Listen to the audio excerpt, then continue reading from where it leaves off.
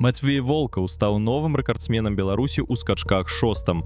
21гадоваму спартсмену скарылася планка 6,1 метра. Ураджэнец расійскага Іркутска даўно вядомы прарасійскімі поглядамі і эпатажнымі выказваннямі. Вось што ён кажа ў свежым інтэрв'ю. У 15-16 гадоў я вельмі моцна быў схільны да эпатажу. Лішак энергіі часта выходзіў мне бокам.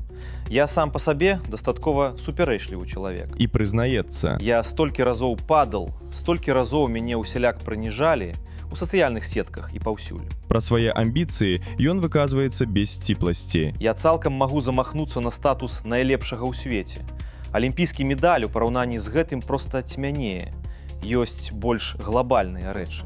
Пра пераезд у Беларусь ён не шкадуе.